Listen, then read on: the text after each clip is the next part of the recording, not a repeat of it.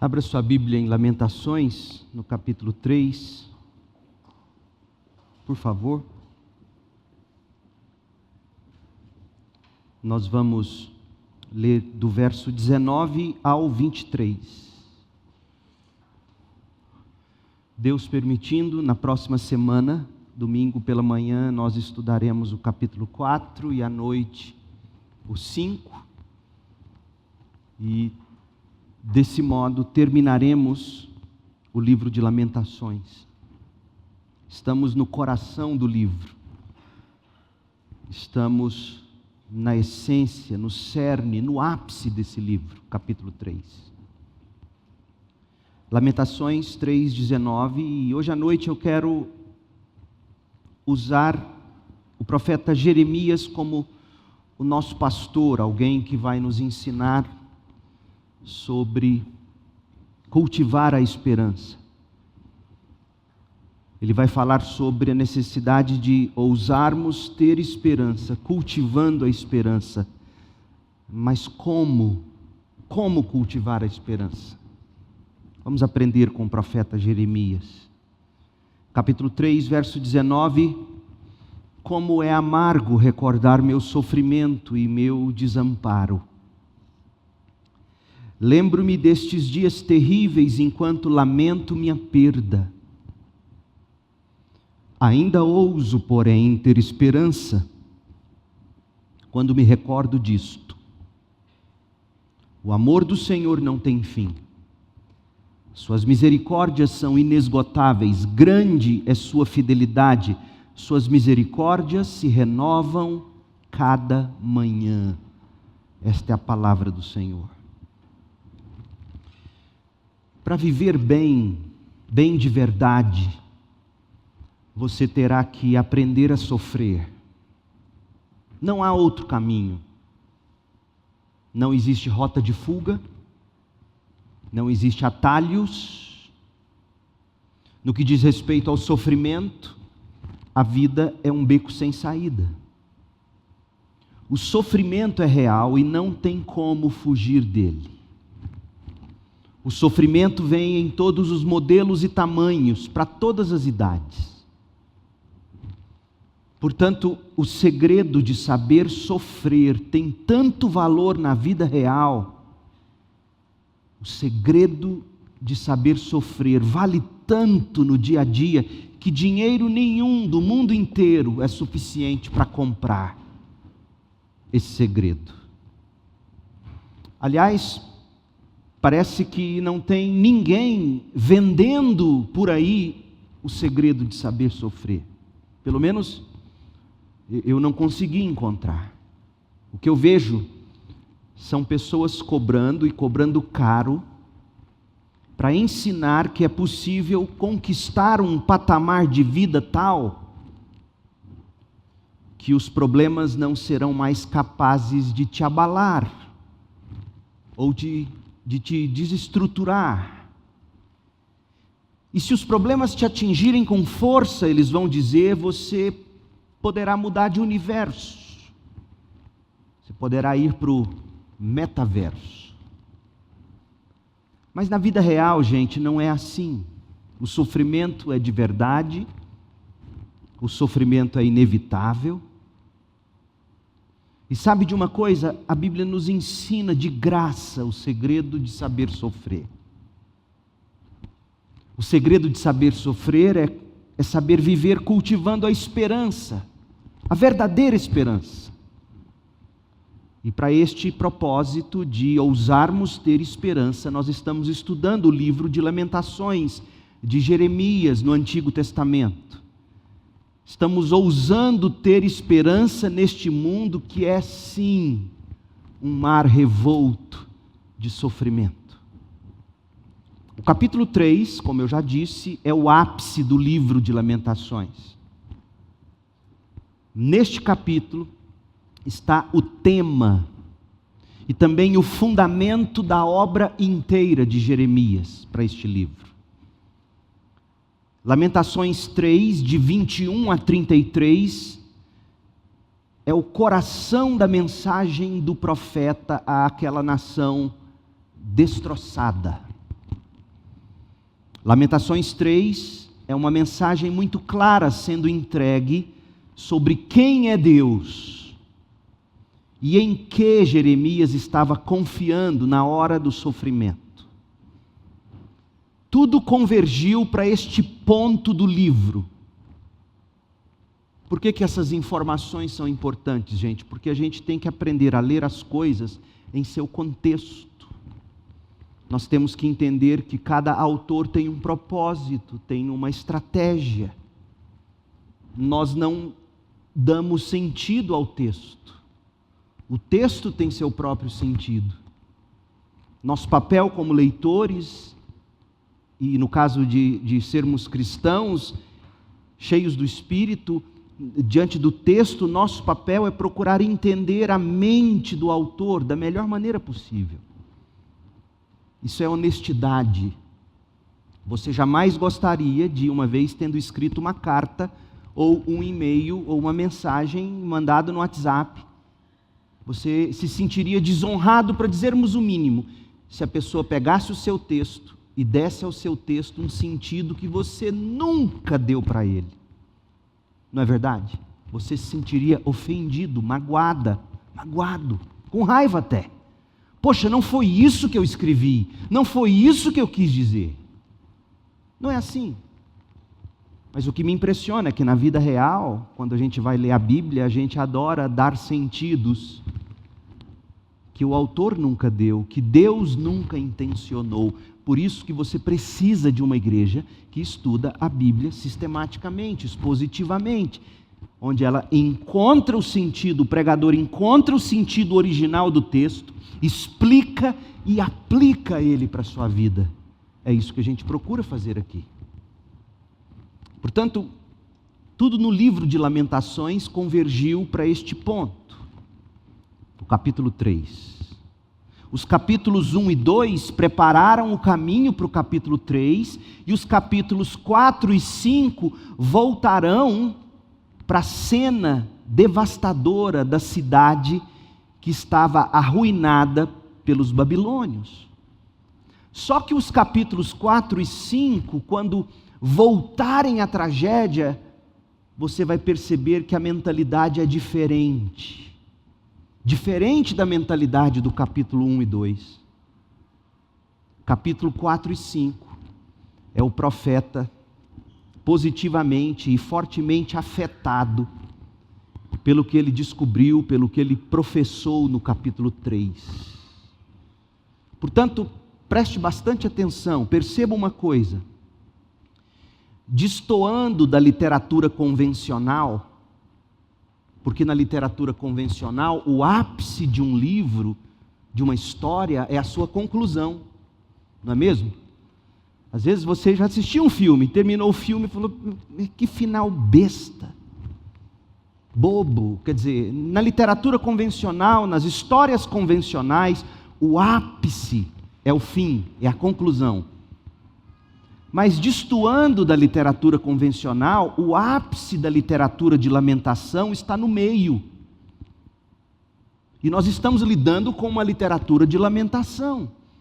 O ápice está no centro, não no final da obra. E o capítulo 3 é o centro da obra. Aliás, se você observar, muito bem feito. Capítulo 1, capítulo 2, capítulo 4 e capítulo 5 tem todos eles 22 versículos. Por quê?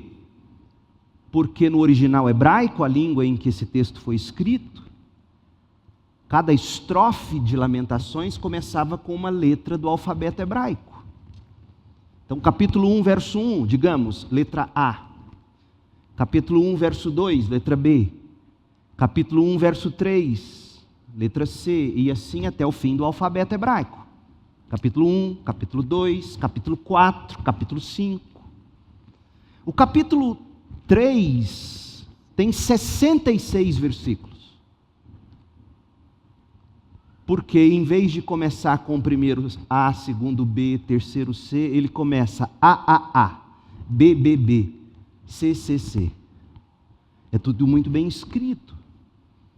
Pena que a gente não enxerga isso, porque nós estamos lendo uma tradução, a gente não sabe hebraico bíblico fluente o bastante para ler no original. Mas é uma peça de literatura muito bem escrita e construída. Clarice Lispector, se conhecesse o hebraico, ficaria impressionada. Qualquer grande gênio da literatura, lendo uma peça dessa em seu original, ficaria impressionado com a habilidade de Jeremias em escrever. Então, o lamento chega no ápice no capítulo 3, no meio do livro. Capítulo 4 e 5, ele volta a lamentar, mas volta a lamentar diferente, ancorado no capítulo 3. E é curioso, porque olha só, olha o exercício, olha como é que funciona Jeremias, Lamentações, olha para mim. Capítulo 1, você está em crise. Capítulo 2, você está em crise. Você vai lá no ápice da verdade de Deus, que a gente vai ver no capítulo 3. Mas a vida ainda não terminou. Você volta para as crises, capítulo 4 e 5, mas você volta para elas com a esperança do capítulo 3. Então faz parte da leitura de um bom livro você conhecer a estrutura do livro. E a gente perde, quando a gente lê a Bíblia, por não enxergar a estrutura em que a Bíblia foi escrita. E esta, portanto, é minha tentativa muito resumida de ajudar você a enxergar isso. Então, esta semana você vai ler o capítulo 1, 2, lembrando que o ápice é o 3, depois cai de novo 4 e 5, mas o 4 e o 5 estão ancorados no 3, do mesmo modo que tudo que foi dito no 1 e no 2 apontou para o 3, o capítulo que nós temos em tela. Em Lamentações 1, a gente acha o profeta juntando os cacos do que sobrou de Jerusalém após a devastação causada pelas tropas da Babilônia. No capítulo 2, Lamentações 2, a gente vê o profeta tateando no escuro. Escuro este promovido pela nuvem negra do justo julgamento de Deus que caíra sobre a cidade santa. Juntando os cacos no 1, tateando na escuridão, no 2, e chega no 3, Lamentações 3. Jeremias, você vai notar, começa a falar na primeira pessoa do singular. Todos os pronomes no capítulo 3 praticamente estão na primeira pessoa. Eu, meu. Jeremias está abrindo seu coração em angústia pessoal. Ele viu a cidade em cacos no capítulo 1, ele palpou a escuridão no capítulo 2 sobre a nação, e aí no capítulo 3 ele fala, ele assume o sofrimento da cidade. Ele fala em nome da cidade. Jeremias está abrindo o coração em angústia pessoal, tomando o lugar dos habitantes de Jerusalém, lamentando no lugar deles, em nome deles, e nesse lamento, no capítulo 3, Jeremias vai encontrar a âncora do seu coração, ele vai achar sua esperança de novo, ele vai se agarrar com fé a ela, e aí quando ele voltar a lamentar nos capítulos 4 e 5 que se seguirão, todo o lamento do capítulo 4 e 5 será torneado, moldado pelo que ele disse no capítulo 3. Leia essa semana, porque semana que vem, Deus permitindo, no domingo, a gente vai terminar o livro de Lamentações, e é muito bom que você enxergue o que eu acabei de dizer. Hoje à noite eu te convido a ouvir a dor de Jeremias. Jeremias, o próprio Jeremias, nos está revelando a anatomia de seu sofrimento. Jeremias está dissecando diante de nossos próprios olhos o próprio coração, o coração dele. Desse modo, o profeta nos está ensinando sobre como cultivar a esperança. Mas ele mesmo, Jeremias, o profeta, é quem está sobre a mesa, na sala de cirurgia, e nós daremos uma espiada na autópsia que Jeremias faz de si mesmo. A anatomia de um sofrimento. C.S. Lewis, você já deve ter ouvido falar dele, o grande C.S. Lewis, autor das Crônicas de Nárnia. Ele se casou por um breve período de tempo com uma mulher chamada Ellen Joy Davidman. Ela morreu de câncer. Quando ela morreu, ele ficou desesperado e ele descobriu que escrever um diário era o seu único consolo. C.S. Lewis. Escrever um diário seria a única maneira de ele manter a sanidade mental. E esse diário tomou a forma de 4 cadernos de anotação. E hoje, se você ler o livro A Anatomia de uma Dor ou Anatomia de um Luto, você vai ver que há 4 capítulos, cada um correspondente a um dos cadernos de anotação de Lewis.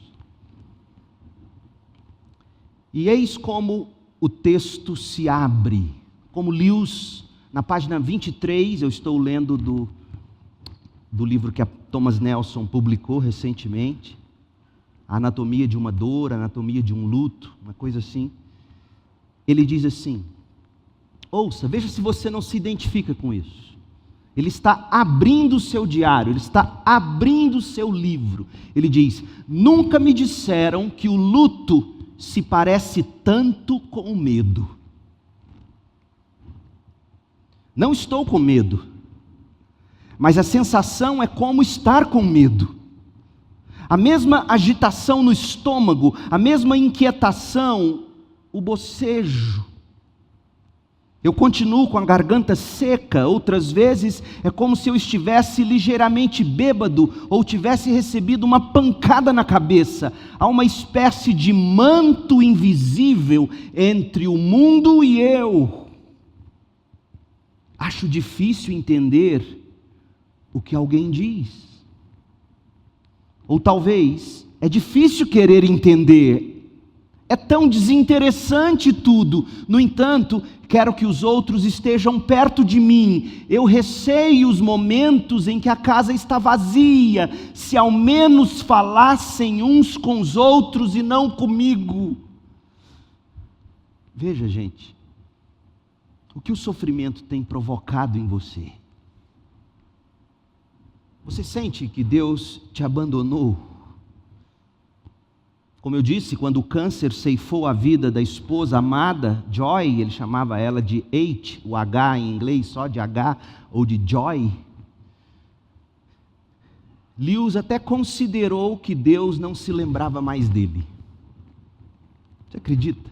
Tanto que a crítica textual, a crítica literária, alguns mais crentes do que outros, aqui eu estou falando cinicamente, julgam esse livro de Lewis um livro não interessante, porque em algum momento Lewis acha que Deus não se lembrava mais dele, mas o fato é que ele está sendo humano, ele está lamentando como se deve lamentar na hora da dor, e é isso que ele diz na página 25, quando você está feliz, tão feliz, que não tem a sensação de precisar de Deus, tão feliz que é tentado a sentir como uma interrupção às reivindicações de Deus a seu respeito. Se você se lembrar e se voltar para Deus com gratidão e louvor, você será, ou é o que sinto, recebido de braços abertos. Ele está dizendo, quando a gente está feliz, tão feliz, a gente vai a Deus, a gente sente Deus nos recebendo de braços abertos. Mas vá a Deus quando sua necessidade é desesperadora, quando todas as outras ajudas são vãs. E o que você encontra? Vá a Deus na hora da sua maior dor. O que você encontra? Uma porta batida na sua cara e um som de tranca, assim como o som da segunda tranca do lado de dentro. Depois disso, silêncio. Você também pode se afastar. Quanto mais você esperar, mais enfático se tornará o silêncio. Não há luzes nas janelas. Talvez seja uma casa vazia. Já foi habitada? Uma vez pareceu ter sido sim, e essa impressão era tão forte quanto a de agora. O que isso significa? Porque Deus é um comandante tão presente em nossos tempos de prosperidade e uma ajuda tão ausente em tempos de angústia. Fecha aspas. Você já se sentiu assim? Na alegria, Deus de braços abertos. na dor, porta na cara, silêncio. Deus não fala com você. Quanta gente consegue se identificar com esse sentimento de Lewis na hora do sofrimento? Sabe por quê? É que na hora da dor, principalmente nos estágios iniciais da dor, por natureza e pelo instinto de sobrevivência humana, o sofredor fica totalmente absorvido pela sua própria dor. Você se absorve em sua própria dor, quase como se o mundo inteiro girasse em torno de você.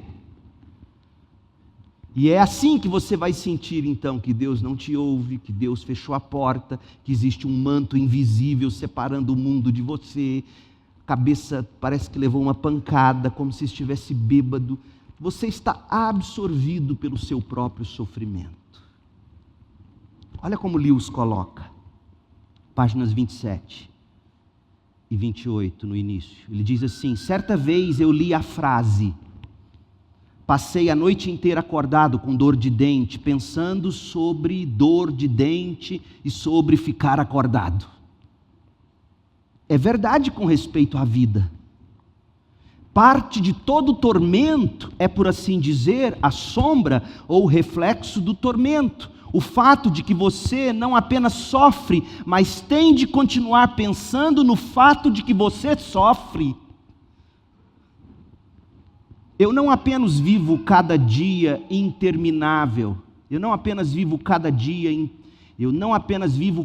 interminável dia no luto, ele está dizendo, mas vivo cada dia pensando em viver cada dia no luto.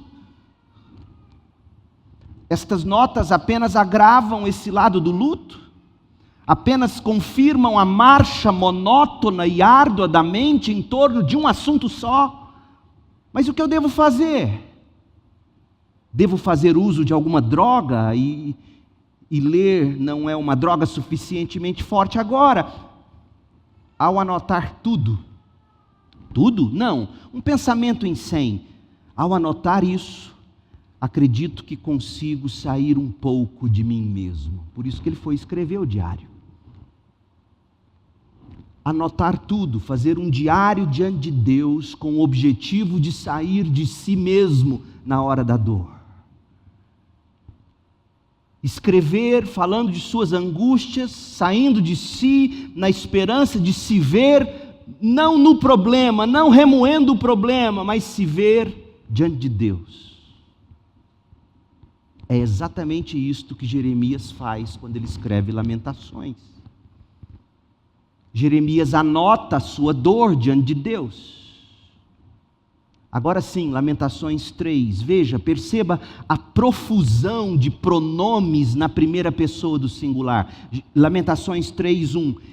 Eu sou aquele que viu as aflições trazidas pela vara da ira do Senhor. Verso 2, ele me conduziu para a escuridão e removeu toda a luz, voltou sua mão contra mim repetidamente o dia todo. Mim. Veja, Jeremias está remoendo a dor. É claro que Jeremias não falava apenas por si mesmo. Jeremias estava falando por todos que estavam sofrendo com a mesma dor. De fato, Jeremias fala por nós também. Gente, na hora da dor, por natureza, talvez por instinto de sobrevivência, fazemos de nós mesmos o centro de referência para todas as coisas. Veja, em primeiro lugar, o sofrimento atinge a nossa mente e faz a gente crer que só existe a gente e o sofrimento da gente no mundo. É o que ele diz nos versos 1 e 2. Ele me conduziu, voltou sua mão contra mim. A mente do sofredor é afetada, mas o corpo também é, a saúde física. Olha o que diz o verso 4. Fez minha pele e minha carne envelhecerem, e me quebrou os ossos. Claro que a linguagem é poética, mas revela verdades. Todo sofrimento afeta o corpo. O sofrimento envelhece. O sofrimento faz doer os ossos. Mas o sofrimento, além de atingir a cabeça, além de atingir o corpo, atinge agora o coração. O que nós poderíamos chamar de alma de Jeremias, ou o espírito de Jeremias. É a mesma coisa na Bíblia. A parte imaterial, a alma, o coração, o espírito de Jeremias foi atingido pelo sofrimento. E olha como ele se sente. E por isso eu fiz as citações de Lewis. Porque é comum. Aconteceu com Jeremias, aconteceu com Lewis, acontece com você e comigo. O problema nos faz viver no problema, pensando no problema. O problema afeta o corpo da gente. Você desenvolve uma úlcera, você desenvolve uma gastrite, você desenvolve dor no corpo, fibromialgia, seja qual for a dor, a doença, o corpo sofre no sofrimento. Mas a alma também, o espírito também. Verso 5. Sitiou-me, Deus me sitiou, ele está dizendo. Deus me cercou de angústia e aflição. Veja os pronomes na primeira pessoa do singular. Sitiou-me, cercou-me de angústia e aflição, enterrou-me num lugar escuro com os que há muito já morreram. Ele se sente como vivendo com mortos.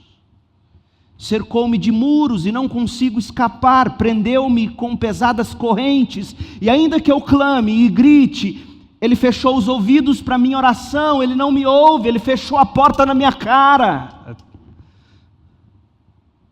Com um muro de pedra impediu o meu caminho, eu não consigo seguir minha vida. Tornou minha estrada tortuosa. Percebe como a alma dele foi afetada? O espírito, o coração dele. Há também questões psicológicas com as quais deveríamos lidar na hora do sofrimento.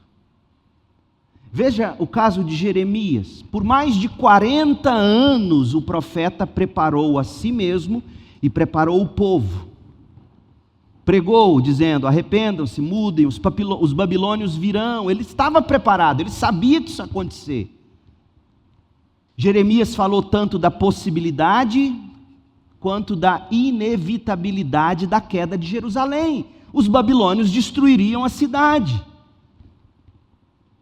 Se você sabe disso, 40 anos pregando isso, sabe disso, 40 anos revisando essa história, seria de esperar o quê? Quando o problema chegasse, Jeremias e o povo estariam psicologicamente preparados, não é mesmo? Ou não? Mas a gente olha para a história e vê que a pancada chegou, e juntamente com a pancada, chegou a dura realidade da morte, da tragédia, e você descobre, lendo o texto, que ninguém estava preparado para aquilo tudo. Sabe por quê, gente? Porque ninguém nunca está preparado para o pior. Por mais que você saiba que esta vida tem muito de pior a nos oferecer. Não porque Deus seja sadomasoquista, mas porque nós vivemos num mundo do pecado. Perdas, dores, mortes sempre nos pegarão despreparados. Não importa se morre aos 9 anos ou aos 90, a gente é sempre pego de surpresa. Ouça como Jeremias se sentia psicologicamente. Versos 10 a 12. Ele diz que Deus escondeu-se como um urso para atacar a presa. E a presa, quando vê o urso caindo sobre ela, leva um susto. Mas espera, Jeremias, foi você mesmo que pregou isso, você mesmo disse que isso aconteceria. Percebe como psicologicamente a gente nunca, por mais que a gente prepare, a gente nunca está de fato preparado.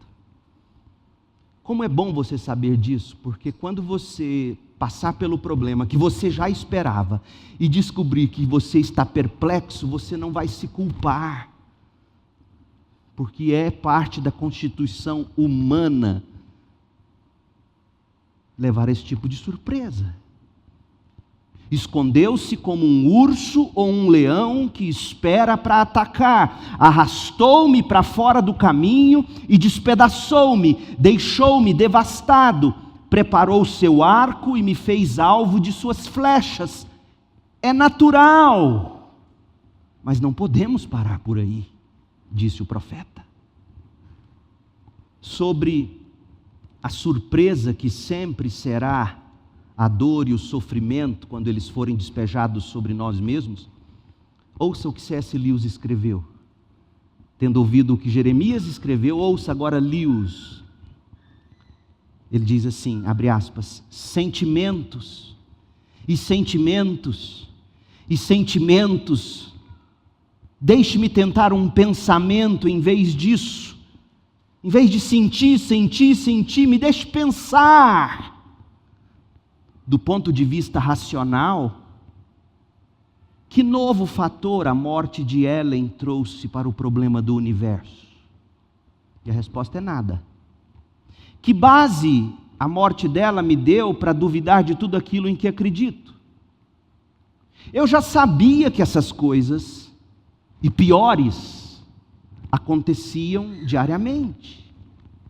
Eu diria que as levei em consideração, fui advertido, adverti a mim mesmo, Joy vai morrer. Para não contar com a felicidade mundana, sofrimento nos foram até mesmo prometidos. Sofrimentos faziam parte do programa, foi-nos dito por Jesus, bem-aventurados os que choram, e eu aceitei isso. Não há nada que eu não tenha tentado negociar. Claro que é diferente quando a coisa acontece com a própria pessoa, não com os outros. E na realidade, não na imaginação. Por mais que você se prepare, por mais que você pregue para si mesmo, você nunca está psicologicamente preparado para o sofrimento. Portanto, o sofrimento nos atinge mentalmente, fisicamente, psicologicamente, mas também socialmente. Olha os versos 13 e 14 de Lamentações 3. As flechas que Deus atirou entraram fundo no meu coração. Como se não bastasse essa dor existencial, olha o que ele diz no 14. O meu próprio povo dá risada de mim. Porque ele pregou que isso ia acontecer e o povo zombou dele. Meu próprio povo dá risada de mim, o dia inteiro entoam canções de zombaria. Gente, com a cabeça afetada tanto assim, com o corpo afetado tanto assim, com o coração afetado tanto assim, com a convivência com as pessoas assim tão afetados pelo sofrimento, não era por nada, portanto, que Jeremias se estendia em seu lamento nos seguintes termos, ouça, leia comigo, versos 15 a 18. De amargura Deus me encheu e me fez beber um cálice de dor. Deus me fez comer pedrinhas até quebrar os dentes e cobriu-me de pó. Deus me tirou a paz e já não sei o que é prosperar. Eu grito, meu esplendor se foi, tudo que eu esperava do Senhor se perdeu. Jeremias acabou de nos apresentar a anatomia do seu sofrimento. O sofrimento feriu a cabeça dele, eu. O sofrimento afetou o corpo dele, ele envelheceu e sentiu dor. O sofrimento afetou o coração dele, ele vacilou na fé, você leu comigo. E afetou também o sofrimento, a convivência dele com as pessoas. Não espere menos do que isso, do sofrimento. Não espere menos do que isso, do sofrimento. A pergunta de $1 milhão é: como, no que ancorar o coração numa situação dessas? Aí vem a segunda parte de Lamentações 3, que é o coração do livro. Vai mostrar para nós, do verso 19 ao 33, uma nota de esperança emergindo do fundo do poço. Jeremias começa a orar. Lembra de hoje de manhã, da mensagem de hoje? Se você não ouviu, precisa ouvi-la. Você encara o problema e não foge dele, você ora e espera, e você alimenta sua fé na palavra de Deus e de ninguém mais. Então Jeremias encarou o sofrimento dele, mim, ele mostrou como o sofrimento afetou ele em todos os níveis. Mas Jeremias decide-se sair do poço. Talvez seja o seu caso. Você já encarou o sofrimento até demais. Talvez tenha chegado a hora de começar a orar. A angústia descrita até aqui nunca pretendeu tornar-se um fim em si mesma. Jeremias não se permitiu ficar preso no seu lamaçal de sofrimento. Você se lembra de Jeremias 38? Em Jeremias, lá no livro Jeremias, capítulo 38, Jeremias fora retirado do poço lamacento, onde ele fora jogado pelos falsos profetas. Os falsos profetas jogaram ele lá dentro, e Deus agiu para tirá-lo daquele poço, literal. Mas agora nós vamos achar Jeremias sendo gradualmente guinchado para fora do poço do seu eu natural que afogava no desespero total. Não se afogue no seu eu, saia desse poço. E olha como Jeremias faz isso. E veja, é o mesmo homem, é o mesmo profeta, é o mesmo Jeremias que há pouco, e nós lemos, dissera que Deus havia fechado as portas para a sua oração. Deus não o ouvia. Esse mesmo homem agora ora. Esse é o lamento bíblico. Deus, o Senhor não me ouve, mas você não para de orar. Deus, o Senhor fechou a porta na minha cara, mas você não para de orar. Jeremias, ele vai agora orar, mas ele ora de um modo que não é apenas informação a Deus. Ele ora de um modo que é também pregação para o seu coração. Para você sair desse poço de lama do seu eu natural que te afoga em desespero total, você precisa aprender a orar de um modo que essas palavras, além de irem a Deus, inflamam seu coração com esperança. Você precisa aprender a orar assim. É questão de vida ou morte. Vamos ouvir Jeremias orando e veja o que nós ouviremos. Quais são as verdades eternas nas quais Jeremias ancora o coração dele e que você tem que ancorar o seu hoje à noite. Primeiro, sempre há um caminho de volta para o colo de Deus. Olha o verso 19. Como é amargo recordar meu sofrimento e meu desamparo. Lembro-me sempre destes dias terríveis enquanto lamento a minha perda. Ainda ouso, porém, ter esperança quando me recordo disto. Jeremias está dizendo para mim e para você, sempre há um caminho de volta para o colo de Deus. E qual é o caminho? Recordar de verdades que nos trazem esperança. Verdades verdadeiras, verdades bíblicas. E é o que ele vai fazer agora. Então, em primeiro lugar, não importa o tamanho do sofrimento. O objetivo dele é te levar de novo para o colo de Deus. Você pode dizer, mas pastor, eu nunca saí de lá. esse sintoma de autopiedade ou de espiritualidade infalível que você comunica quando você diz: eu nunca saí do colo de Deus. Veja, como é que você pode ter tanta certeza assim? Tantos ídolos que talvez você alimentou e nem percebeu. Não seja assim tão arrogante de achar que você nunca deixou a presença de Deus. Você pode muito bem, como Sansão, e eu já falei sobre ele aqui. Deus já pode há muito tempo ter sumido da sua vida e você acha que não. Então sempre há um caminho de volta para o colo de Deus, não importa a dor. Segundo, as misericórdias do Senhor não têm fim. Verso 22. O amor do Senhor não tem fim, suas misericórdias são inesgotáveis. Grande é a sua fidelidade, suas misericórdias se renovam cada manhã. Digo a mim mesmo: o Senhor é minha porção, por isso esperarei nele. As misericórdias do Senhor não acabam com a tragédia, não terminam quando a saúde acaba, não acaba a misericórdia de Deus quando acaba o dinheiro, quando o seu prestígio vai embora, quando a beleza não existe mais, quando o corpo está flácido, quando a velhice te impede de prosseguir, quando outros começam a se destacar e você parece sumir deste mundo. As misericórdias do Senhor não têm fim, se renovam a cada manhã.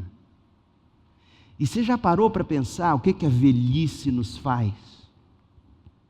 John Piper disse isso uma vez, eu nunca esqueci, nunca parei de pensar sobre isso. Morrer em Cristo é a coisa mais fácil. Mas a gente não consegue fazer isso. O que ele quis dizer? Ele fala que é o seguinte: já parou para pensar que quanto mais velho a gente vai ficando, só resta uma coisa para a gente: quietar e deixar os outros fazerem por nós até. Às vezes até a sua própria higiene pessoal um filho vai ter que fazer, porque você não consegue mais. Você vai literalmente entregando os pontos. Você vai literalmente se jogando nos braços de outro. Há casos em que, se não colocarem comida na sua boca, você não tem forças para comer. O que é velhice? O que essa decadência física está dizendo para nós? Chegou a hora, renda-se, entregue-se a Deus. A vida começa de verdade ao você fechar os olhos para esta vida. Mas a gente resiste e não quer. A gente quer ser relevante. A gente quer que as pessoas não se esqueçam da gente. Ora, os filósofos gregos pregaram esse evangelho. Qual é o evangelho dos filósofos gregos? Deixe a sua marca no universo, que todos se lembrem da sua memória, que a sua memória jamais seja esquecida. É isso que o coração pecaminoso quer, culto a Ele mesmo. E Deus vem, joga Jeremias no chão e diz: entregue os pontos. Entregue os pontos. Faça nada, Jeremias, faça nada, fique quietinho, deite, feche os olhos, deixa eu cuidar de você, deixa eu te receber, minhas misericórdias não têm fim. Sua saúde acaba, sua alegria dura pouco, dinheiro tem fim, beleza tem fim, mas as misericórdias do Senhor não têm fim. Terceiro, esperar não é sinônimo de desperdiçar. Esperar, jovem, adolescente, esperar não é sinônimo de desperdício. Lamentações 3:25. O Senhor é bom para os que dependem dEle. Deus não gosta muito de autossuficientes. Deus gosta de dependentes. O Senhor é bom para os que dependem dEle, para os que o buscam. Portanto, é bom esperar em silêncio pela salvação do Senhor. Mas diga para mim, qual foi a última vez que você gastou horas ou um longo momento em silêncio? A gente não faz isso. Nem igreja mais tem momento de oração silenciosa.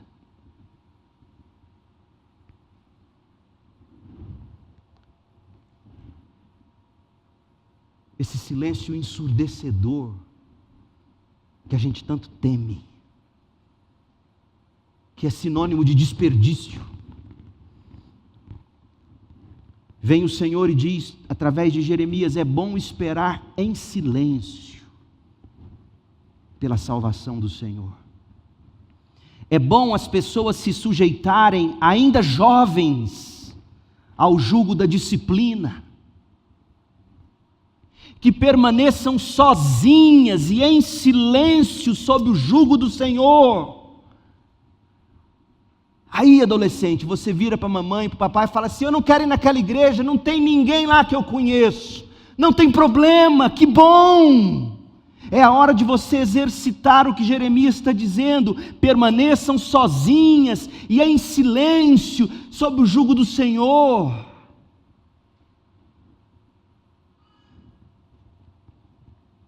Que se deitem com o rosto no pó, pois talvez ainda haja esperança. Que deem a outra face para os que os ferem e aceitem os insultos dos seus inimigos. Esperem pela justiça de Deus. Esperem pelo tempo de Deus. Esperem em Deus, esperem pela salvação do Senhor em silêncio. Aguente esse jugo, aguente esse sofrimento, aguente essa sina, como dizem por aí. Não é sina, não é karma, não é castigo, é disciplina, é doce disciplina para salvar você, para desmamar você desse mundo. Esperar não é sinônimo de desperdiçar. Em quarto lugar, a história ainda não terminou. E não termina por aqui. Olha o verso 31. Pois o Senhor não abandona ninguém para sempre. Embora o Senhor traga tristeza, e Ele traz, aguenta esse verso. Cadê os coachings pregando isso aqui? Mas eles distorcem, eles arrebentam com a Bíblia para que ela diga o que eles querem. Pois o Senhor não abandona ninguém para sempre. Embora traga tristeza, também mostra compaixão, por causa da grandeza do seu amor. A história não termina na sua dor. A história não termina com a morte abrupta de um jovem, de um adolescente, de um filho seu ainda criança. A história não terminou. E a história não termina aqui, a história não termina desse jeito.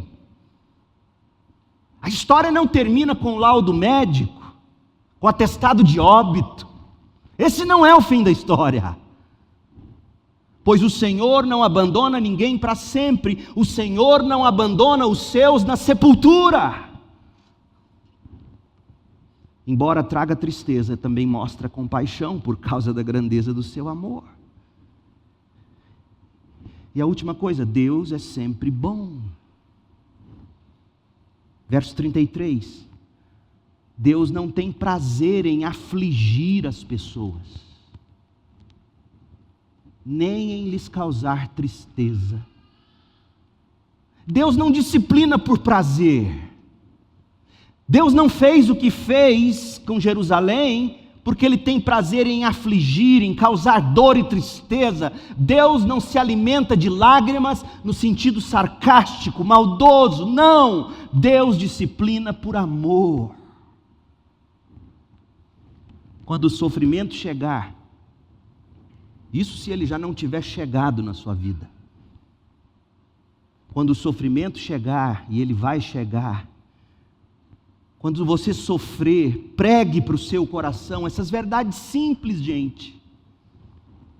Sempre há um caminho de volta para o colo de Deus, inclusive no sofrimento.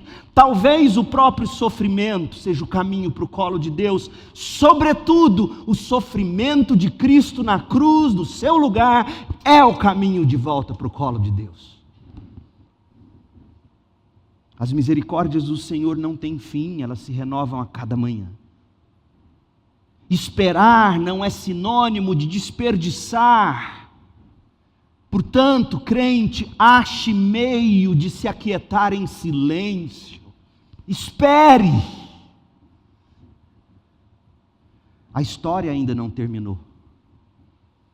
Pregue isso para você, a história não terminou e não termina aqui. E se terminar de um jeito feio, cruel, aparentemente injusto, pregue para você o que Paulo escreveu em 1 Coríntios 15, 19. Se a nossa esperança em Cristo vale apenas para esta vida, somos os mais dignos de pena em todo o mundo. Sua esperança em Cristo não é apenas para esta vida.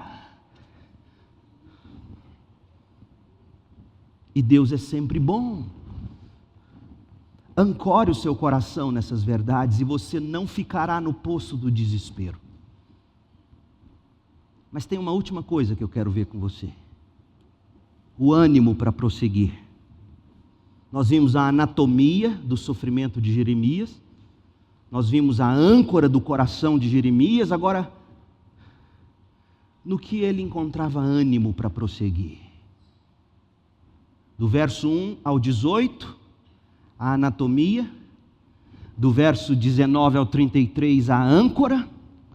Do verso 34 até o fim do capítulo, você encontra o ânimo. No que estava o ânimo de Jeremias? Primeiro, na justiça de Deus. Verso 34. Quando alguém esmaga sob os pés todos os prisioneiros da terra, quando nega a outros seus direitos, opondo-se ao Altíssimo, quando distorcem a justiça nos tribunais, crente, ouça isso aqui, crente, quando distorcem a justiça nos tribunais, dê o nome que você quiser a esses tribunais. Olha a pergunta retórica. Será que o Senhor não está vendo o STF? Claro que está. Será que o Senhor não está vendo as injustiças, os direitos? Claro que está. Mas eu fico pasmo de ver os crentes temendo, brigando uma briga que não é a nossa. Descanse na justiça de Deus. Sim, existem pessoas esmagando o inocente sob os pés. Existem pessoas, líderes, justiça dos homens, negando o direito aos homens, distorcendo o direito. Existem tribunais comprados, vendidos, sabotados. Mas lembrem-se, o Senhor vê tudo isso e a Deus pertence a vingança, diz o Senhor. Não cabe a nós pagá-los na mesma moeda, cabe a nós morrer por eles como nosso Salvador morreu por esse mundo. A justiça de Deus. Em segundo lugar, a soberania de Deus. Verso 37. Quem pode ordenar que algo aconteça sem a permissão do Senhor? Ninguém. O presidente que será eleito este ano é a eleição? É mesmo. Não vai fugir ao plano de Deus. Não vai fugir ao plano de Deus, ou você não crê na Bíblia. Não estou dizendo que ele será o melhor, longe disso. E que venham os ruins. Crente é para esses tempos ruins. Quem pode ordenar que algo aconteça sem a permissão do Senhor? Um erro médico, um bêbado no trânsito, um jovem, como vimos esses dias, na portaria do prédio, descendo para levar o cachorrinho para fazer xixi. Um acidente, o carro bate, ceifa a vida do menino, torcedor do Atlético aqui. Quem pode ordenar que algo aconteça sem a permissão do Senhor? Ninguém. Acaso o Altíssimo não envia? Acaso Deus não envia tanto a calamidade como o bem? Quem envia a calamidade sobre esse mundo, meu povo? Deus. E Ele não faz isso de um modo a ter prazer nisso. A gente viu.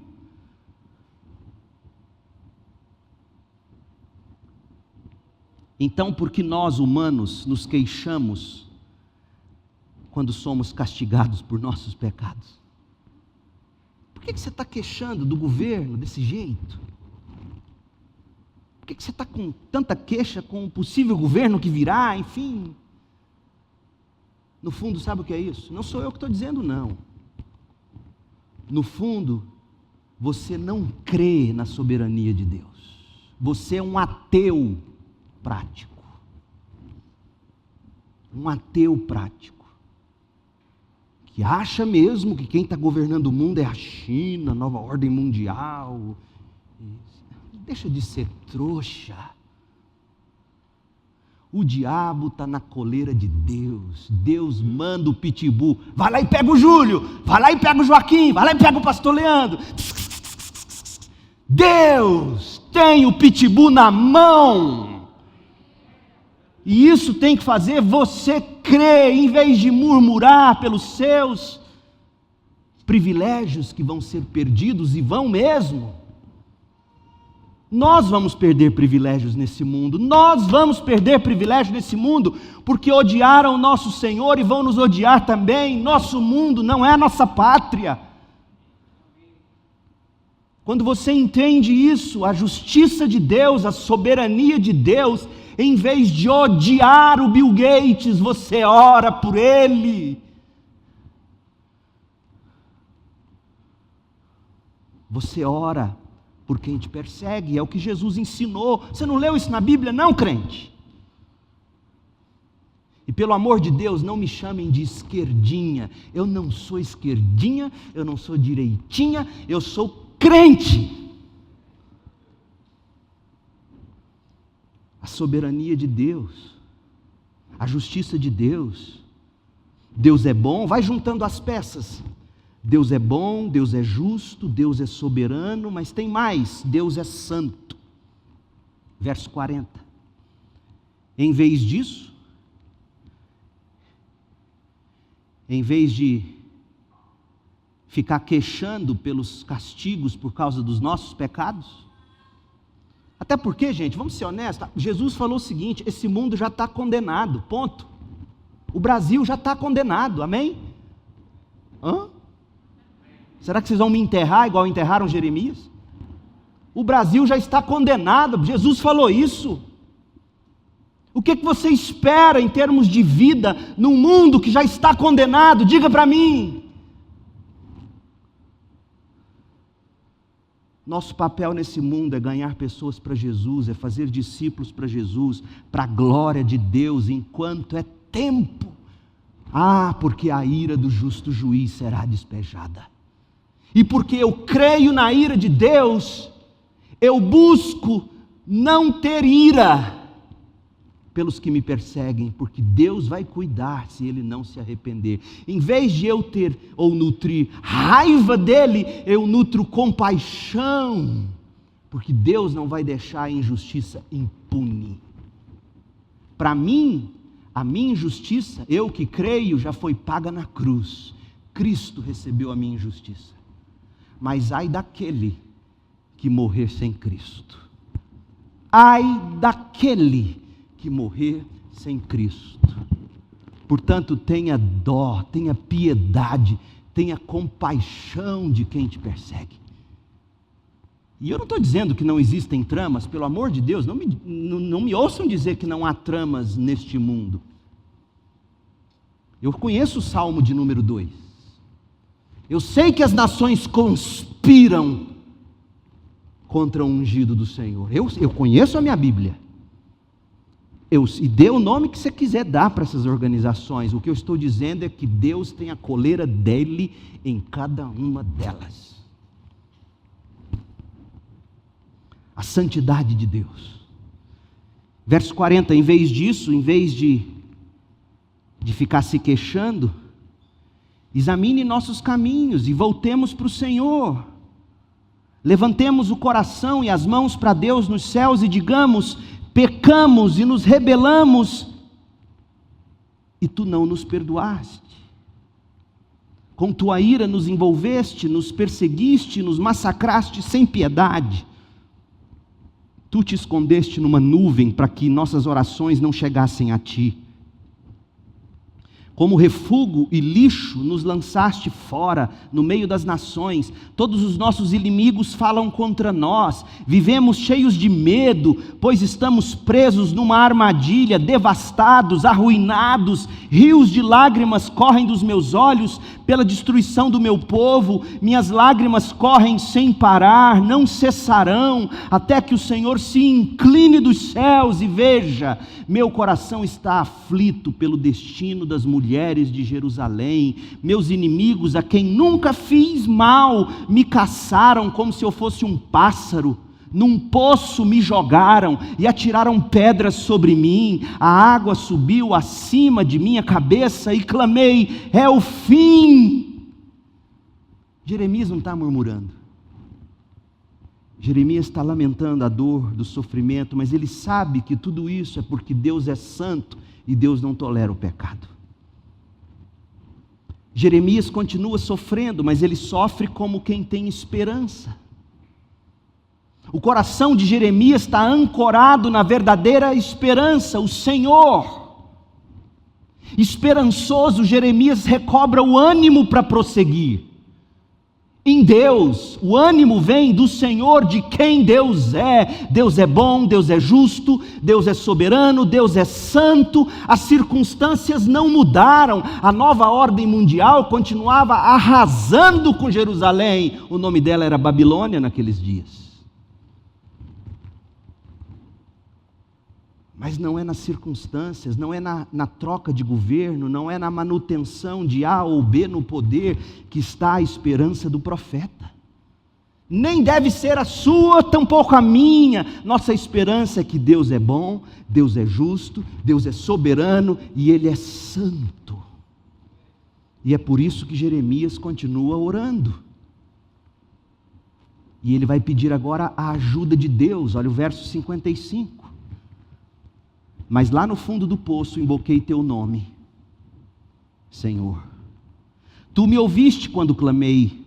Ouve minha súplica agora, escuta meu clamor por socorro. Sim, tu viste quando clamei e disseste: não tenha medo. Por que ele pede a ajuda de Deus? Porque ele juntou as peças. Deus é bom, Deus é justo, Deus é soberano, Deus é santo. Só Ele poderá me ajudar. Mas Jeremias também pede por justiça. Olha como ele termina o capítulo, verso 58. Senhor, defende minha causa, pois redimiste minha vida. Viste a injustiça que me fizeram, Senhor, demonstra a tua justiça. Viste os planos vingativos que meus inimigos tramaram contra mim. Senhor, ouviste os insultos deles. Sabes muito bem dos planos que tramam. Meus inimigos me acusam e conspiram contra mim o dia todo. Olha para eles.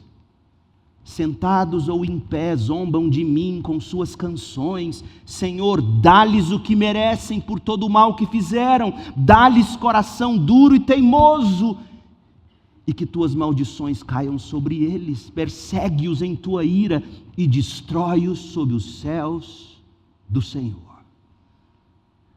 Ah, quem lamenta sim diante de Deus, consegue levantar e dar um copo d'água para quem lhe persegue. Porque sabe que não tem coisa pior do que cair na mão de um Deus irado. Ânimo para prosseguir não está nas circunstâncias, não está na saúde, não está no casamento, não está nos filhos, não está no marido, na mulher, no dinheiro, na beleza. Ânimo para prosseguir está no Senhor, na bondade de Deus, na justiça de Deus, na soberania de Deus e na santidade de Deus.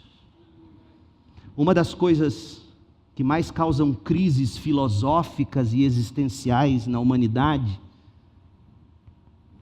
é o problema do sofrimento. As pessoas dizem: como pode um Deus bom permitir tanto mal? Porque Deus é santo. Como pode um Deus todo-poderoso não agir para impedir o mal? Porque Deus é justo. E em tudo isso está também a bondade de Deus, a sabedoria de Deus, a misericórdia de Deus, todas essas coisas conjugadas juntas. Deus não é um pássaro preto que você coloca na gaiola e diz: canta para mim. Se você não entende Deus, bem-vindo ao clube. Deus é para ser regozijado. Ele é sábio, Ele é santo, Ele é justo, Ele é bom, Ele é soberano. Portanto, diante da sua dor e diante do seu sofrimento, o que lhe cabe é pregar a si mesmo o tempo todo: sempre tem um caminho de volta para o colo de Deus. Cristo é esse caminho. Assim como Jeremias se identificou com o sofrimento de Jerusalém, colocando o sofrimento da nação na primeira pessoa do singular, Cristo assumiu a forma de servo e se identificou com o nosso sofrimento e se tornou o nosso substituto na cruz, para você arrepender do seu pecado, crer nele e achar o caminho de volta para o colo de Deus. Creia em Jesus hoje à noite. Não como uma divindade qualquer, mas como o Cordeiro de Deus, que tomou o lugar do pecador na cruz. E todo aquele que nele crê não perece, tem vida eterna. Pregue isso para a sua alma, pregue as misericórdias do Senhor que não tem fim. Aprenda a esperar, sabendo que esperar não é sinônimo de desperdício. Saiba que a história não terminou e não termina por aqui. Deus é sempre bom, santo, justo e soberano. A esperança para a hora do sofrimento brota da reafirmação da verdade bíblica para a sua própria alma. Oremos. Pai, em nome de Jesus, complete, faça, produza o que só o teu Espírito, ó Espírito de Deus, pode fazer com minhas palavras. Perdoa-me se errei, mas faça com que frutifique o que em verdade no teu Espírito semeei. Ó Deus, produza salvação aqui, agora. Traga regozijo, traga paz, traga esperança na tua bondade, na tua santidade, na tua justiça e na tua soberania. Ó Deus, o amor do Senhor não tem fim, suas misericórdias são inesgotáveis, grande é a tua fidelidade, suas misericórdias se renovam cada manhã, nós cremos nisso. E eu te peço que essas verdades inundem corações agora. Que a graça do Senhor Jesus Cristo, o amor de Deus o Pai e a consolação do Espírito estejam sobre nós, sobre o povo de Deus aqui, por toda a terra, até que Jesus volte para estabelecer para sempre e sempre o seu reino eterno. Em nome de Jesus oramos e em Jesus esperamos. Amém. Deus te abençoe, meu povo.